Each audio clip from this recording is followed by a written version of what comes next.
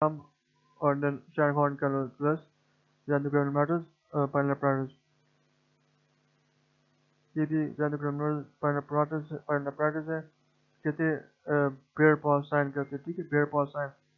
तो globally enlarged kidney, absent in the program, and Shanghorn calculus seen in the pelvis. तो genitourinary matters, spinal apparatus. तो इसी scan में हम लिखेंगे bear paw sign, ठीक है. Question number 32. Club-shaped calluses, recent origins of analgesia. Diagnosis: papillary necrosis. Club-shaped क्योंस क्या है? It's due to slow papilla. जब papilla टूट जाते हैं और irregular हो जाती है तो इसकी वजह से club-shaped papilla बन जाते हैं. Club-shaped calluses बन जाती हैं. Club-shaped calluses, origins of analgesia, papillary necrosis. ठीक है, papillary necrosis है.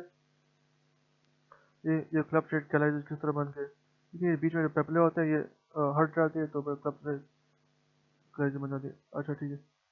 और ये भी एक क्लब शेड पैरालाइसिस, ये भी क्लब शेड पैरालाइसिस, इसमें नजर आ रहा है सेकेंडरी अपीयरेंस. तो ये है रीनल पैपिलरी नेक्रोसिस, ठीक है. Question number 33.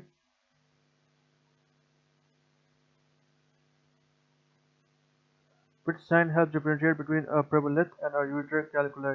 Soft tissue rim sign, ठीक है. Thick ureteric wall around calculus, prebolith. अच्छा, soft tissue rim sign क्या है? ये नजर आ रहा है, ये Yes. कैलकुलस है, ठीक है. इसके इर्द गिर्द ये सॉफ्ट टिश्यू नजर आ रहा है व्हाइट कलर का, तो ये कैलकुलस हो गया, ठीक है. इसके इर्द गिर्द सॉफ्ट टिश्यू है. लेकिन ये नजर आ रहा है ये Yes. पेबुलेट है, क्योंकि इसके इर्द गिर्द ब्लैक ब्लैक फैट नजर आ रहा है, तो ये पेबुलेट है. तो ये soft rim sign helps differentiate between phlebolith and ureter calculi, ठीक है. अब देखो, bilateral calcific densities near the पढ़ते हैं. Bilateral calcific density near the vascular junction. Right calcific density is completely surrounded by a soft tissue density rim consistent with ureteric stone, ठीक है, surrounded by a dermatous ureter wall. तो right density is surrounded by soft tissues. और फिर जो है soft tissue. अच्छा, फिर the left calculus density cannot be a ureteric stone as it is completely surrounded by fat density and therefore pleural, ठीक है. तो ये फैट के साथ सराउंडिंग है तो ये प्लेबलेट है, और ये सॉफ्ट टिश्यू के साथ सराउंडिंग है तो स्टोन है, ठीक. तो आगे जाते हैं.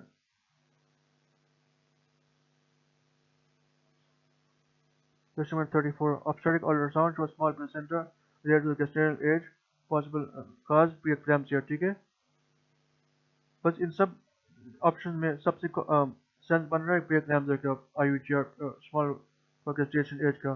बाकी एक और ऑप्शन था मैटरनल एनीमिया. ये हम रेडियोलॉजिस्ट जो होते हैं मैटरनल एनीमिया के साथ डील नहीं करते, तो ये आंसर हो भी नहीं सकता. ये गायनी में शायद कोई आंसर होगा, लेकिन मैटरनल एनीमिया के साथ हम डील नहीं करते. preeclampsia जो हम डॉपलर अल्ट्रासाउंड पर देखते हैं ना, RI और इंडेक्स, तो उसमें हम ये हाइपरटेंशन की वजह से preeclampsia को देखते हैं क्योंकि इसने बेबी को अफेक्ट किया कि नहीं. मैटरनल. अच्छा, question number 35. 32 weeks pregnant, abdominal MRI. Which one of the following statement is correct? Gadolinium-based contrast material crosses the placental membrane and circulates through the amniotic fluid, ठीक है. बस ये याद करने वाली चीज़ है कि जो gadolinium-based contrast medium can cross the placental membrane and circulate through the amniotic fluid, ठीक है. Gadolinium-based contrast material crosses the placental membrane and circulates through amniotic fluid. और इसका भी लेकिन बहुत कम एविडेंस है, लेकिन बस ये याद करने वाली चीज़ है, ठीक है. Question number 36. True regarding imaging characteristics of a pheochromocytoma. No change in signal intensity between in-phase and out-of-phase T1 where MRI images, ठीक है. अच्छा, इसमें ये है कि आपको याद है pheochromocytoma के बारे में पीछे हमने पढ़ा था. अच्छा, पहले हमने पढ़ा था ये सोना कि जो है on T1, T2, अच्छा, on T1 it is in T1 it is hyperintense to spleen. अच्छा, on T1 it is hyperintense to liver, and on T2 it is more hyperintense than spleen.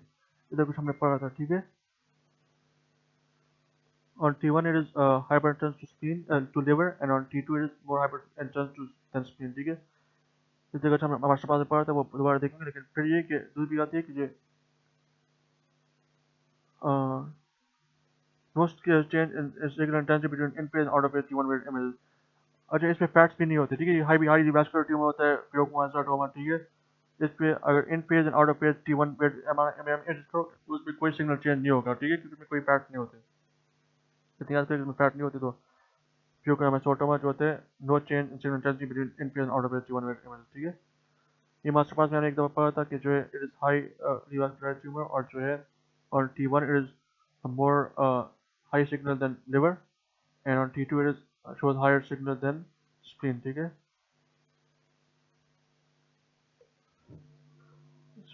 Question 37, bilateral, ठीक है ना, समझ में आई? Yes sir, ठीक है sir. पढ़ा है बस sir. Question 37, bilateral sharply marginated ovarian tumors, ठीक है, consisted mainly of hyperintense solid material interspersed with foci of signal cyst solid component or hyperintense diagnosed Kuchenberg tumor, ठीक है। क्या है कि parallelly sharply marginated ovarian tumors है, ovarian tumors sharply marginated है, ठीक है।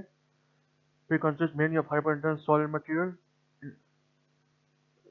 ये बीच में hyperintense है, ठीक है, नजर hyperintense है, और फिर इर्द गिर्द जो है interspersed with foci of high signal cyst, ठीक है, high signal cyst है, ठीक है। तो डायग्नोसिस क्या है Kuchenberg tumor, इसको डिस्क्राइब करें बस। ये भी वही Kuchenberg tumor है, ठीक है, शार्प marginated ovarian tumor है बड़ा सा। फिर मेनली क्या है hypertense है, मेनली hypertense solid material, और इसमें foci of high signal cyst, ठीक है। डायग्नोसिस क्या है Kuchenberg tumor, ठीक है। आगे question number 38, 5-year-old girl has atypical genital bleeding, breast development, ठीक है। अब देखो जब breast development हुआ है तो मतलब एस्ट्रोजन ज्यादा, 5-year-old बेबी में एस्ट्रोजन ज्यादा हो गई है, तो क्या है granulosa cell tumor में ये हो सकता है, ठीक है। MR shows T2 shows large solid mass with high fluid intensity and a large uterus। अच्छा,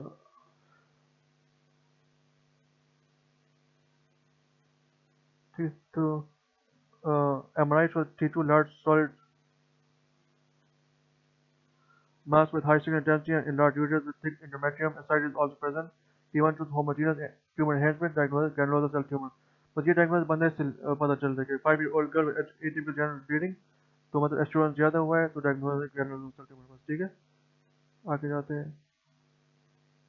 ये क्या है आगे 39, well defined oval shape relatively thin walled anechoic fluid filled structure, और शॉर्ट हमने किया है उसमें well defined, ठीक है, relatively thin walled oval shaped fluid filled structure है, lying adjacent to the left lateral wall of the uterus या adjacent to the lateral wall of the uterus, ठीक है, and it appears septated, ठीक है। Diagnosis का हाइड्रोसल्फेंस, ठीक है। सारे आगे जाते हैं, ये भी वही है, well defined oval shaped relatively thin walled anechoic fluid filled structure lying adjacent to the left wall of lateral wall of the uterus and with appears septated, septated पूरा नहीं है लेकिन appears septated, diagnosed हाइड्रोसल्फेंस, ठीक है। ये दिखा भी रहा है कि lateral wall of uterus। Question number 40, 2 centimeter adrenal lesion with an attenuation value of 20 HU on CT of patient with lung cancer. All are true except the signal intensity decrease of 40% or more on chemical shift imaging indicates malignancy, ठीक है। अच्छा, true, बस ये भी याद करना है कि signal increase intensity decrease of 40% or more on chemical shift imaging indicates malignancy, ठीक है। इसी पीछे हमने एक पढ़ा था कि wash out greater than 60% होनी चाहिए।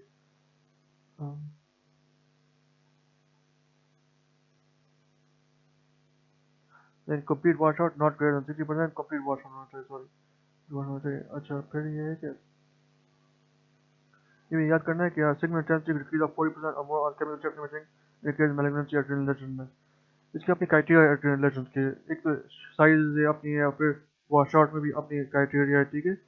इसमें एक्सपीरियंस और पढ़ते 40 में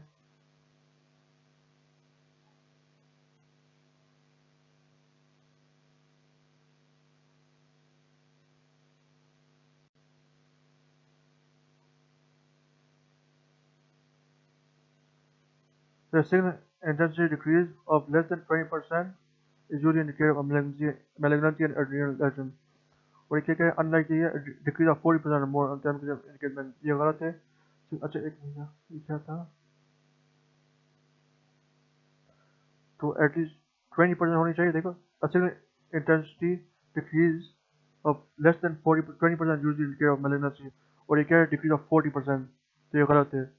Decrease of less than 20% means malignancy, लेकिन decrease of 40% मतलब ये कि benign हो सकता है. ठीक है, तो ये answer. The second intensity decrease of 40% or more on chemical imaging indicates malignancy, ये गलत है. 20% से कम malignancy है. ठीक है, अच्छा अभी ऑफ होगा तो हम दोबारा स्टार्ट करेंगे लिंक. ठीक है. Question number 41. Blunt trauma to the scrotum, not true. The left testis is more susceptible to blunt trauma. ठीक है, ये not true है. Left testis is not more blunt trauma to scrotum, not true. Left testis is more susceptible to blunt trauma. ठीक है, तो थोड़ा wait करते हैं. ऑफ है. Question 41. Question number 41. Blunt trauma to scrotum, not true. Left testis is more susceptible to blunt trauma. It's question number 42.